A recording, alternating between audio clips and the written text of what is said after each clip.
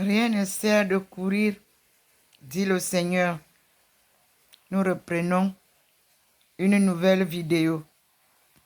Celle-là, nous allons la suivre attentivement et comprendre. Dans Genèse 5, nous allons comprendre les générations qui nous ont précédés afin de comprendre la nôtre. Le passé enseigne au présent ce que le futur sera.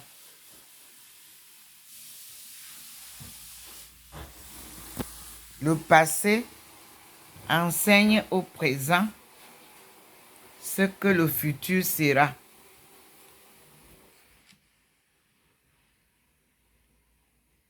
Dieu nous parle.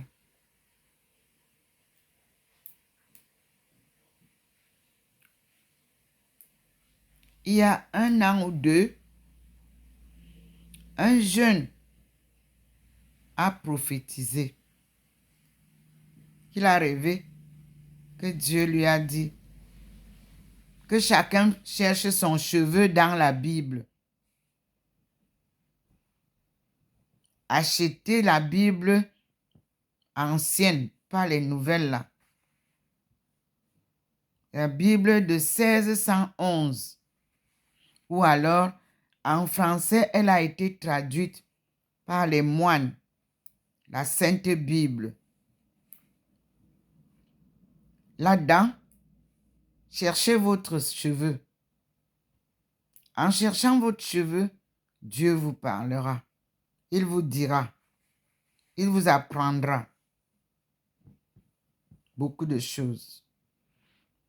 Moi, quand j'ai trouvé mon cheveu, c'est dans Genèse 5. Pour comprendre Genèse 6. Parce que si tu lis seulement comment les langues Babel est arrivée, mais tu dois comprendre d'abord où commence la généalogie de Jésus. Donc, le Seigneur m'a permis de lire la généalogie de ma vie, parce que la généalogie de Jésus, c'est aussi ma généalogie à moi, et peut-être à vous aussi. Donc, la création du monde par Dieu, ce n'est pas le Bing Bang. Non, c'est progressivement. Il a créé un homme qui vivait longtemps. Ces gens de la première génération vivaient plus de 900 ans. À cause de nos péchés, la longévité a été réduite. Et vous qui vous plaignez de l'âge de vos parents, mais on vivait plus que ça.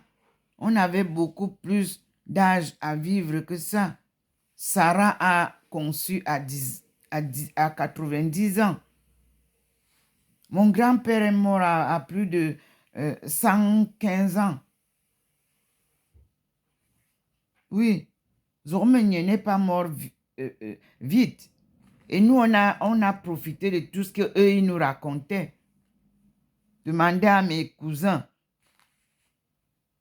comment nous, on allait toujours en chasse, à Pont-Solo. On s'amusait toujours au feu de bois. Et la colonisation est venue interdire les contes autour du feu de bois. Nous, on a expérimenté ça. Moi, je n'ai pas vu ça à Ndinding. Mais ce que j'ai vu à Ndinding, c'était comment gérer une famille et les relations internationales. Vous voyez, j'étais formée des deux côtés. À Ndinding, c'est le Ngwamna qui a dit que. En chasse, c'est la tradition qui dit que. C'est l'oncle qui dit que. C'est la tante qui dit que. C'est le grand-père qui dit que. Et les contes nous font grandir. Nous, on avait un champ de canne à sucre. Tu pars là-bas, tu suces les cannes, tu saoules, tu dors. Oui. Tout ce que vous dites là, dont vous souffrez là, c'est la nourriture qui nous a donné beaucoup de maladies comme ça. Je vous dis encore que ce que vous avez dans les sociétés pharmaceutiques, dans le rayon béni des peuples de Dieu, Dieu nous a donné tout ce qui soigne toutes les maladies du monde. Voakanga soigne le cancer, je le répète toujours. Il y avait des Blancs, des gens qui quittaient l'Europe et partout, l'Allemagne, pour venir porter les sacs de Voakanga. Ma mère, paix à son âme.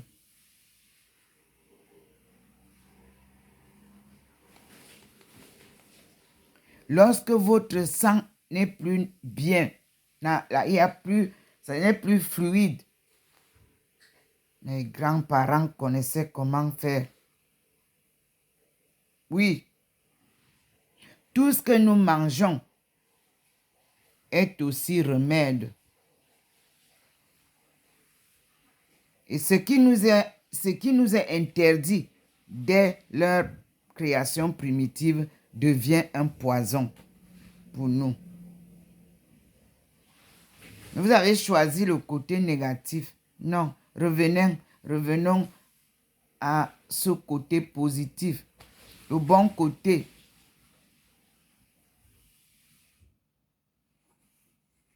Dieu est amour. Dieu est vérité. Dieu est santé. Dieu est richesse. Mais tout ça, honnêtement gagné. Dieu ne peut pas vous dire que vous êtes au marché de Mokolo. Vous achetez quelque chose à 10 francs au marché de Mokolo. Vous partez revendre ça au marché de Mvombi à 25 francs. Et vous dites que vous priez Dieu. Non, monsieur. Il a donné à tout le monde la richesse. C'est lui qui crée. Il s'appelle Yahvé. Ateve. Il donne à tout le monde providence. Cette fois-ci, nous allons parler de la providence qui ne s'achète pas.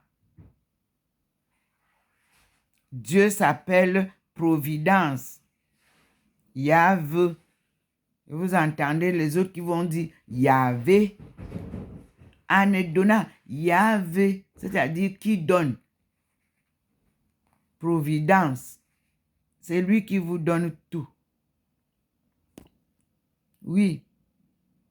Il y a des gens qui venaient me voir parfois, qui veulent m'enseigner la Bible. Moi, je riais en France parce que moi, j'ai appris la Bible en Chine. J'ai appris la Bible chez mes parents, à Efok, à Mokolo Sacré-Cœur, à Ndinding. Mon père n'allait pas à l'église. Pourquoi? Parce que tous les prêtres qui venaient chez mon père connaissaient mon père, les évêques et tout ça. Wonmimboué connaissait bien mon père. Mais mon père lui a dit qu'il est déçu par le comportement des prêtres qui viennent faire beaucoup d'enfants et ils ne les reconnaissent pas. Et mon père a refusé d'aller encore à l'église.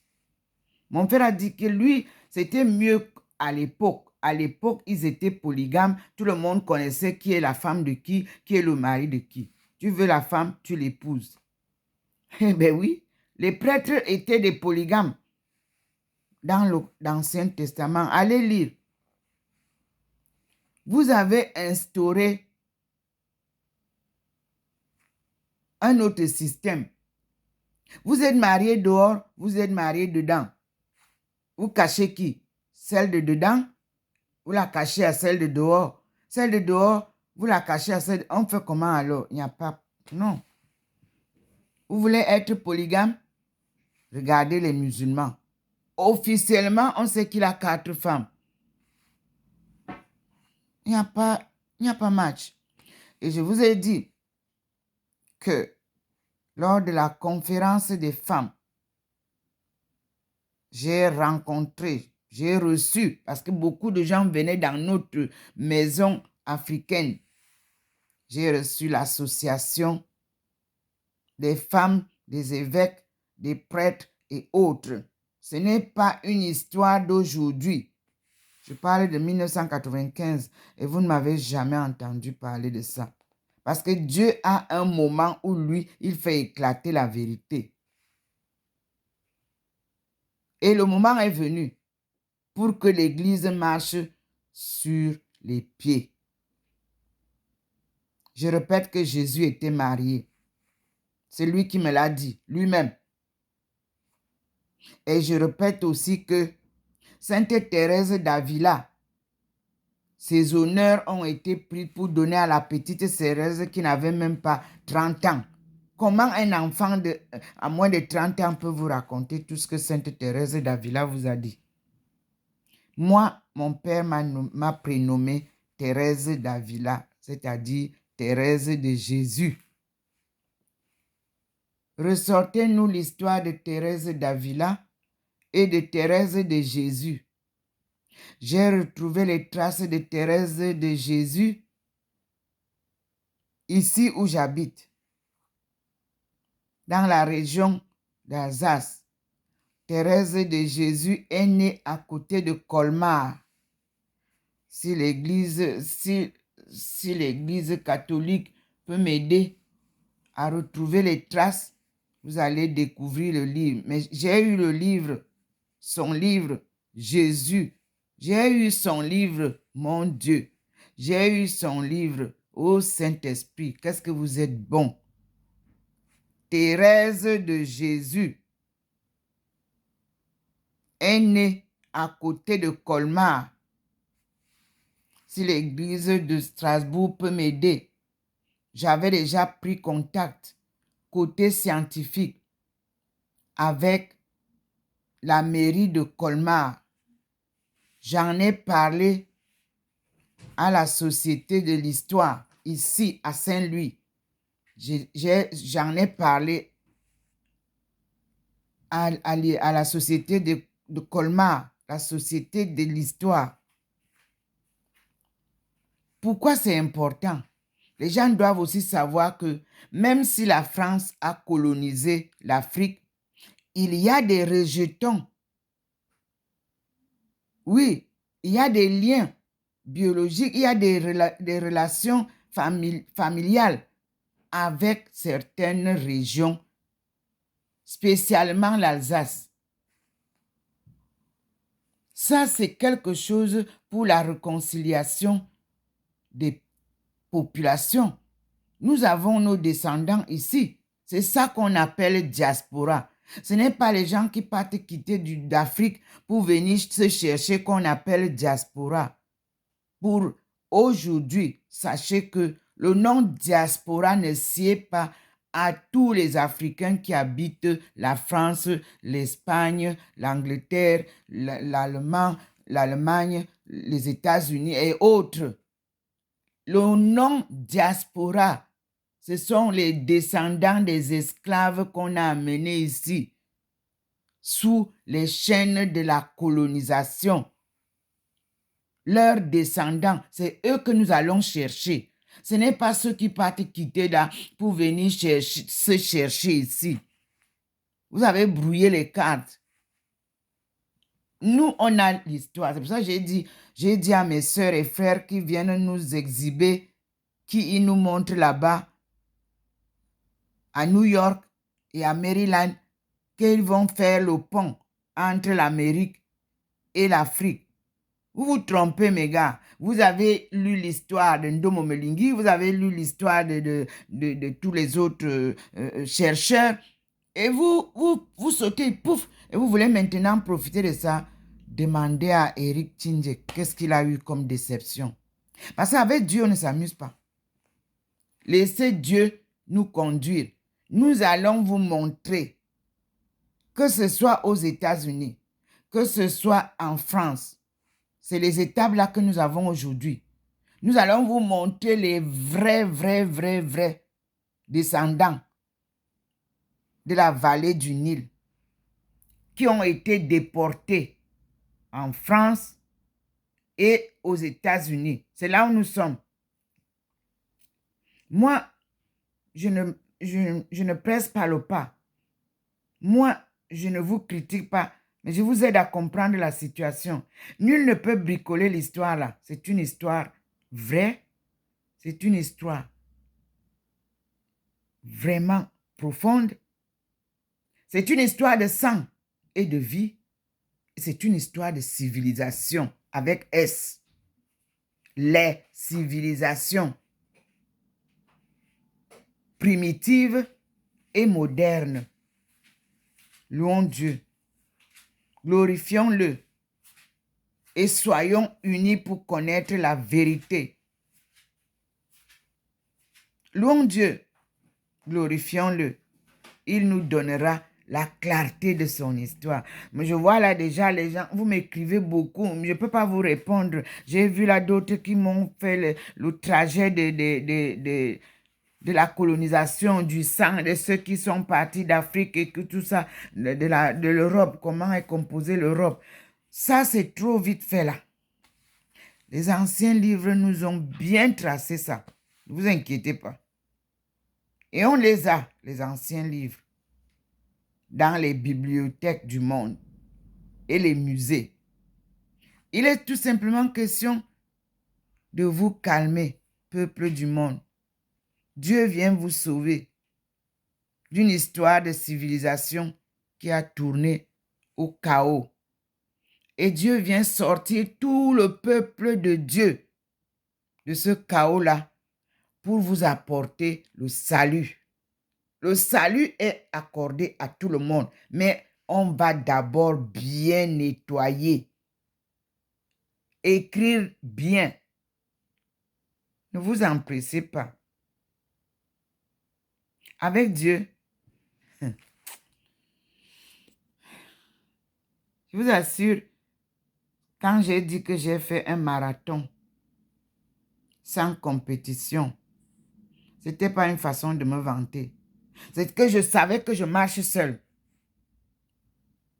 Seul. Monseigneur Toumi m'avait dit en 1989, je suis parti le voir quand j'ai eu la vision de 1985, où je vous dis que le Seigneur m'a dit, femme, lève-toi, un devoir t'attend. Va et dis aux femmes de ton peuple que le redressement de la cellule familiale incombe à la femme. Une cellule familiale en crise. Et nous y sommes. Monseigneur, le cardinal Toumi m'a dit, parce que je lui ai demandé que, je crois que pour faire cette histoire, je dois être dans un couvent. Parce que je ne comprends pas comment je vais mener ça. Et j'ai les enfants, je suis veuve. Mon mari est mort en 1988. Et moi, je suis partie voir Monseigneur à Bonamoussadi lors de leur conférence avec les prêtres. En 1989, il m'a dit, ma fille, c'est bien, tu veux suivre Dieu. Mais il faut que tu élèves d'abord ces enfants-là tous. Dès qu'ils seront grands, si c'est Dieu qui a choisi que tu vas le suivre et que tu vas faire son travail, il va t'utiliser. Il te gardera en vie. Et il va éloigner de toi tous ses enfants. Chacun sera chez lui. Et il va s'occuper de toi. Et tu vas donc en ce temps-là comprendre que, effectivement, Dieu m'a choisi pour servir Dieu et son peuple. C'est confirmé. Ce que mon Seigneur m'a dit, ce que le cardinal m'avait dit en 1989, à Bonamoussa dit, pour la première fois que je le voyais, que je suis partie avec les enfants, j'étais veuve, perturbée. Je suis restée veuve, je n'avais rien, mais j'avais mon travail. Et j'habitais Makepe, où mes camarades avaient organisé une tontine de 50 000 par personne. Nous avons payé la quote-part qu'il fallait payer à la SIC pour que j'aie ma maison. Maison que quelqu'un est venu habiter pendant 1 an. Il n'a pas payé. Quand moi, j'étais appelée déjà à aller au Nigeria. la SIC a récupéré la maison. Je l'avais déjà bien mise dans une clôture. Vous voyez? Parce que vous qui courez, que vous voulez vite, vite, vite faire ce que Dieu dit que là. Non. Quand Dieu vous dit quelque chose, ça prend du temps. Et avec lui, c'est pas à pas. Me voici aujourd'hui, il vient confirmer. Il vient me confirmer d'abord à moi ce que le cardinal Toumi m'avait dit en 1989. Que si c'est Dieu qui t'a appelé pour conduire le message qu'il t'a dit là, lui-même va d'abord écarter tous les enfants parce qu'il ne veut aucune perturbation quand il t'utilise. Il va te prendre entièrement. Il va te former et il te donnera tout ce que tu voudras pour mener à bien la mission. Vous qui avez entendu, je vous dis que le cardinal Toumi m'a suivi. Je vous répète que j'ai vu le cardinal Toumi 3 fois avant sa mort. Et je ne pouvais pas aller au deuil du cardinal Toumi. Parce que vous avez humilié le cardinal Toumi. Ceux qui prennent des photos comme Jésus. Vous avez humilié la personne qui a passé toute sa vie à prier pour vous, peuple du Cameroun. Vous avez rigolé. Vous vous êtes moqué du jour de sa mort. L'homme qui se battait. Nous nous battions pour vous. On jeûnait, on priait à distance. Je vous répète que j'ai vu le cardinal Toumi face à face 3 fois de ma vie. La première fois, comme je vous ai dit, je l'ai vu à Bonamoussadi. La deuxième fois, je l'ai vu à Douala. 3 fois. La 4e fois, je l'ai vu à Boya. Parce que c'est de Boya qu'il m'a dit de venir le voir à Douala quand je suis venu en 2013. Mais je vous parle du cardinal Toumi comme si je le voyais tous les matins. Pourquoi? Parce que quand Dieu vous met sur son chemin, la distance n'existe pas. Nous avons travaillé pour la paix du Cameroun. Quand Kanto et toute son équipe ont décidé de casser le Cameroun pour être président et diriger le Cameroun, le Seigneur m'a envoyé vers Monseigneur Toumi pour lui dire de reprendre le bâton de pèlerin. Il était déjà retraité. Et de reprendre le bâton et d'aider le président de la République à ramener de l'ordre. Le président ne voyait pas Monseigneur Toumi pour ceux qui prétendent que ceci ou cela. Non. Et nous, on n'a pas besoin d'aller déranger les présidents des républiques. Quand je parle ici, quand je cite un président, c'est que le message est parti. Et j'ai fait une vidéo avec la permission du cardinal Toumi. Parce qu'il m'a dit, il faut en parler. Alors, je ne savais comment en parler. Lorsqu'on a fait la conférence, je lui ai dit, je vais faire une petite vidéo. Il a accepté. Et vous avez vu que je l'ai appelé, malheureusement, moi je suis loin, je ne savais pas qu'à l'instant où je l'appelais, il était en réunion. Mais il a quand même pris le téléphone pour me répondre. Et lorsque j'ai dit qu'il pouvait faire le témoignage, étant avec les autres, et il n'était pas préparé. La vidéo est là-bas à YouTube. Et nous avons beaucoup prié pour M.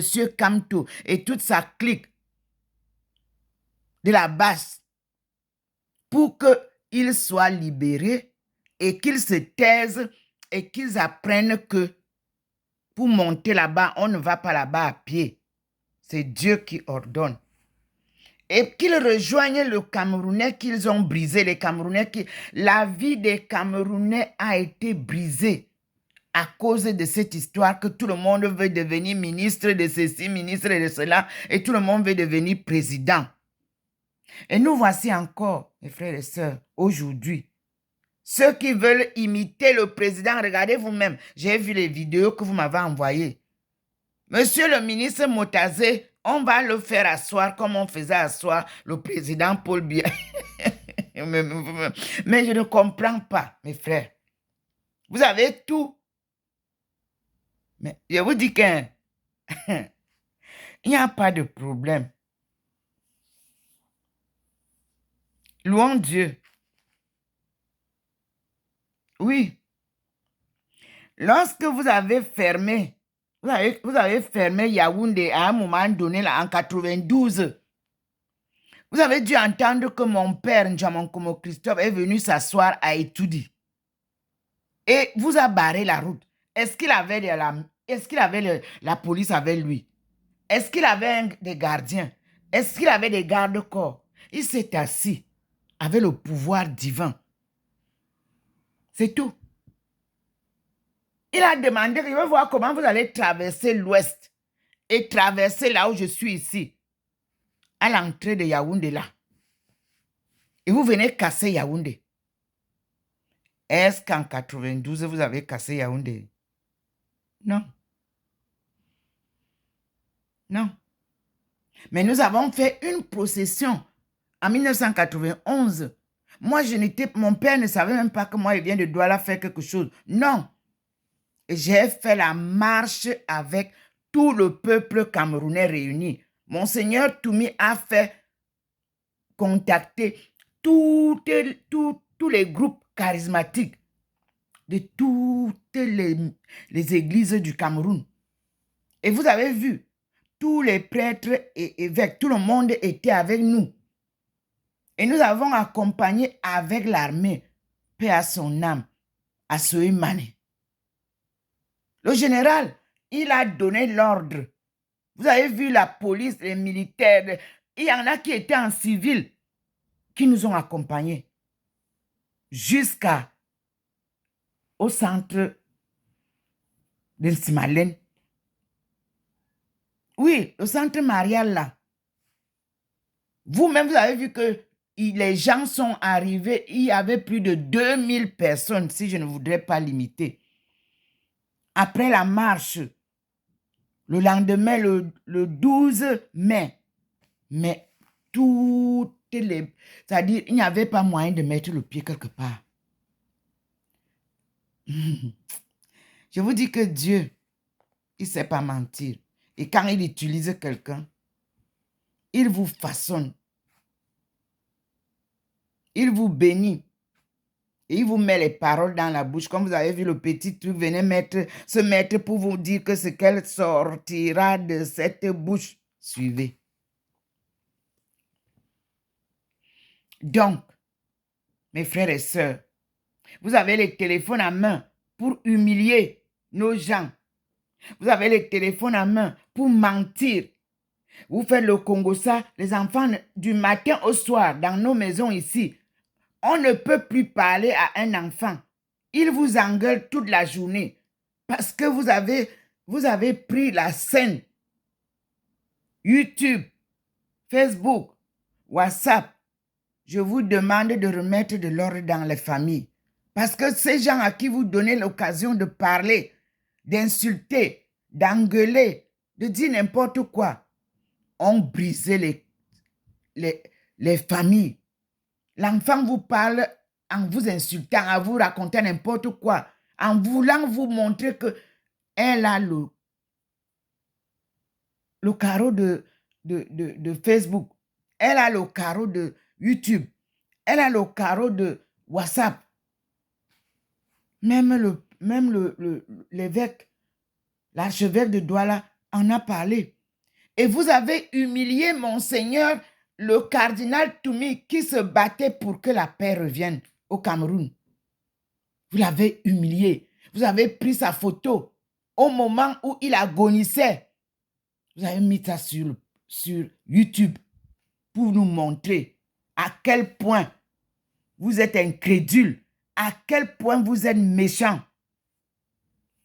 Pour ceux qui disent que le cardinal Toumi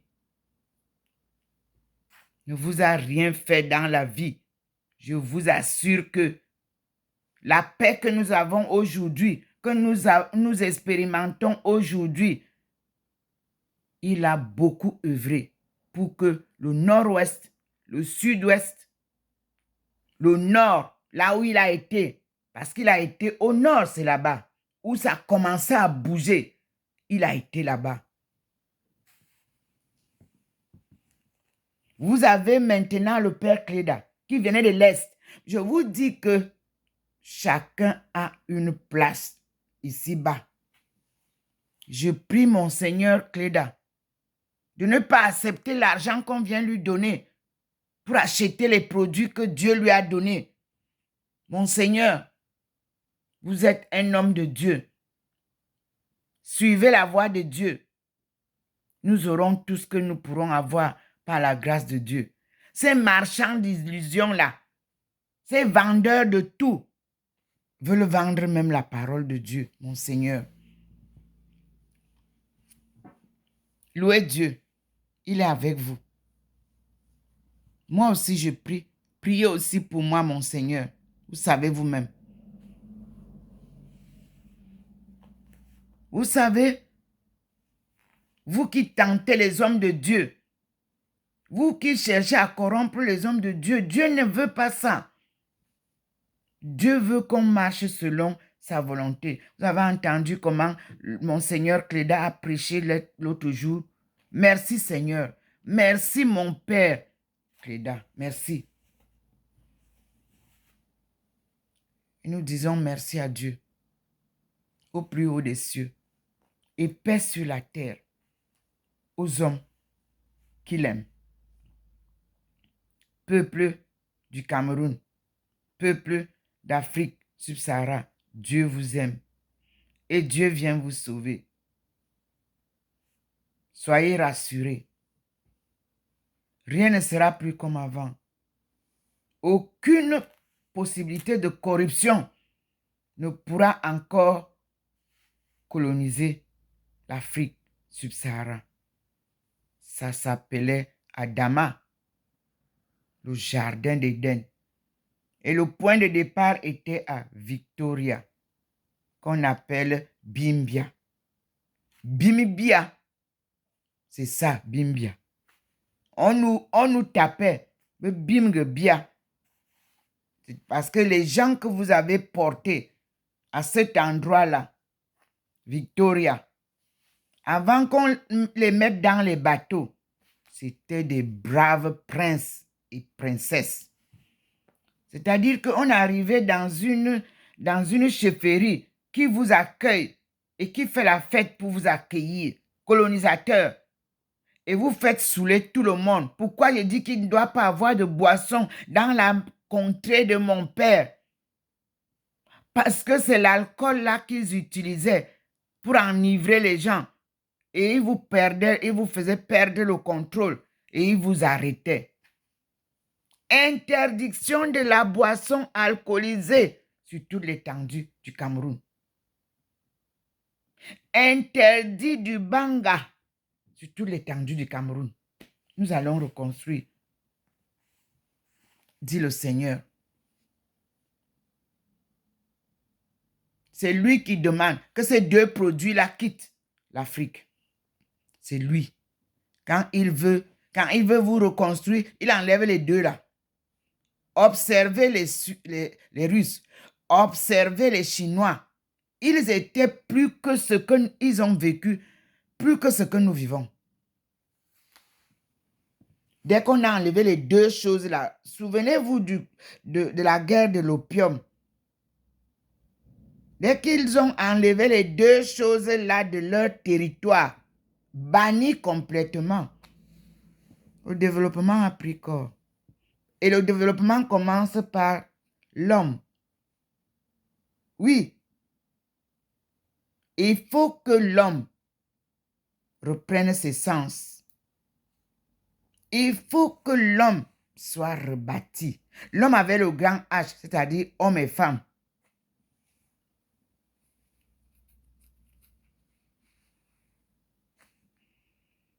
Quand on dit que les enfants de 15 ans fument la chia ou quoi, et quand on dit que les enfants de 15 ans sont maintenant des soulards, mes frères et sœurs,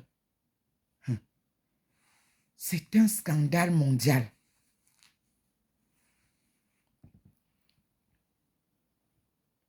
Moi, je me prive pour vous, mes frères et sœurs. Privez-vous un peu aussi pour les autres. Reconstruisons notre peuple.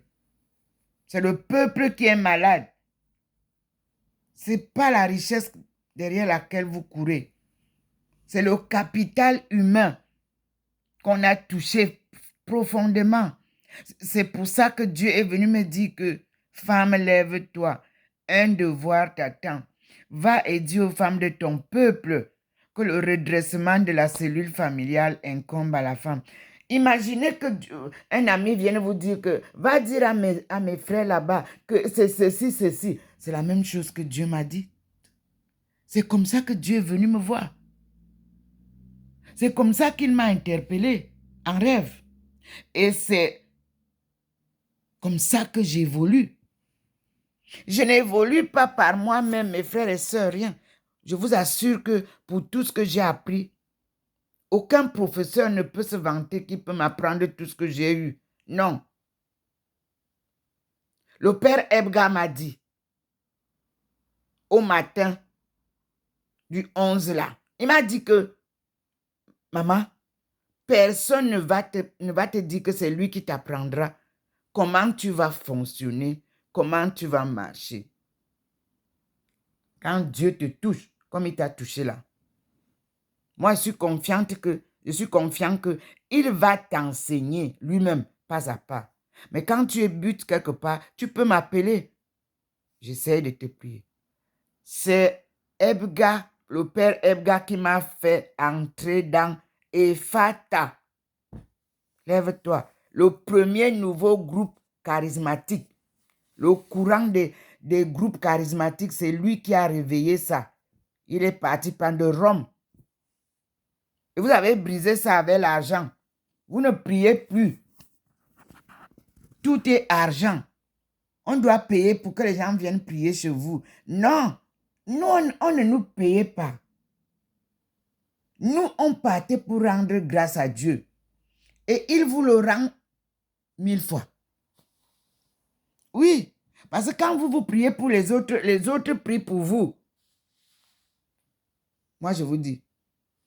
Alors, une fois de plus, louons Dieu. Dites-lui merci Seigneur. Car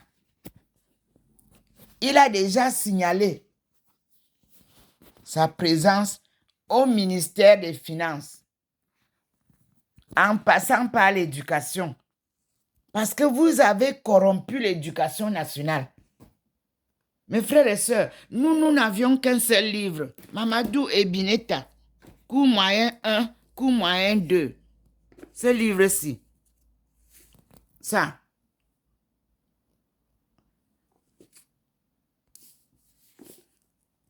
Voici le livre que nous, on avait. Mamadou et Bineta.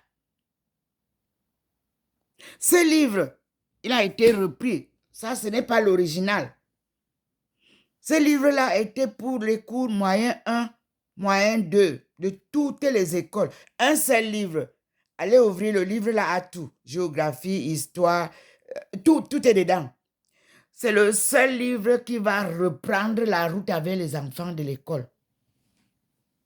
Les commerçants sont venus verser plein de livres. Non. Voyez comment Dieu confirme? Vous avez vu? Un seul livre sera désormais acheté pour l'école primaire. Et ce livre ne sera pas produit dans un pays. Chaque pays va le reproduire pour éviter la corruption, pour éviter l'exagération des prix. Le papier, c'est chez nous. C'est en Afrique d'où vient la matière première pour le papier. Donc, vous allez me produire ce livre en quantité suffisante pour distribuer dans toutes les écoles du Cameroun, d'abord. Et après, pourquoi pas, dans toutes les écoles de l'Afrique subsaharienne. C'est le seul livre que nous avions. Et il dit tout. Ouvrez le livre Mamadou et Bineta. Vous allez voir. Et le deuxième s'appelait Mamadou et Bineta sont devenus grands. Allez chercher dans les bibliothèques que vous avez brûlées. Je répète, le livre sera produit au Cameroun, au Congo. C'est le livre là, le seul, qui nous a fait devenir ce que nous sommes aujourd'hui. Vous commercialisez tout. Vous voulez tout vendre. Vous vendez les femmes, vous vendez les enfants, vous vendez les livres, vous vendez les habits, vous vendez tout. Et vous avez vendu vos cœurs. Vous avez vendu vos cœurs. Vous ne réfléchissez plus. Donc, tous ceux qui sont à l'extérieur, aux États-Unis, en Angleterre, au Canada, en France, partout, au Japon, partout, qui viennent de la source de la vie, sachez que l'heure a sonné. Dieu vient sortir son peuple du chaos. Et il a retracé déjà la route que je vous ai dit, qui part de Bimbia pour se retrouver à Tombouctou, en passant par Kaolack.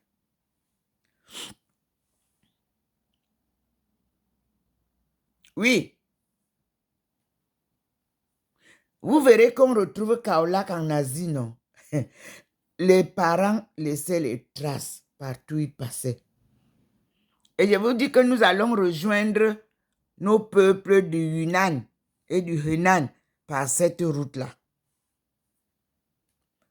De notre côté, c'est la route des épices. Les épices, c'est nous. Du côté des Chinois, la route de la soie, c'est-à-dire l'Asie. Et nous ici, l'Afrique.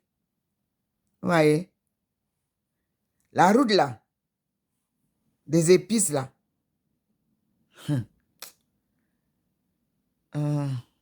Dès qu'elle est ouverte, on ne parlera plus de guerre dans le Sahara. Dieu a demandé que toutes les armes se taisent. Il vient vous reconstruire. Vous avez vu comment c'est éclairé? Voyez-vous même comment il dandine? Voyez-vous même comment il éclaire le monde? Dieu est vérité. Sa parole est vérité. Vous avez vu? Nous allons nous arrêter là, puisqu'il nous le confirme, et nous passons à une autre vidéo. Merci Seigneur. Mais je vous dis qu'ils sont là présents. Ils prient avec nous. Priez aussi là-bas, que vous soyez en groupe, que vous soyez seul. Louez Dieu.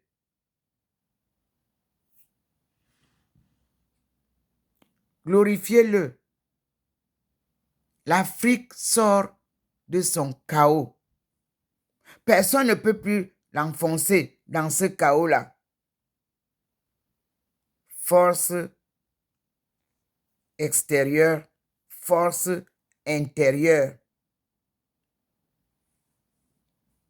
Dieu combat avec vous désormais. Il confirme. Il confirme. Rien ne sera plus comme avant. Parce que le peuple africain est le peuple de Dieu.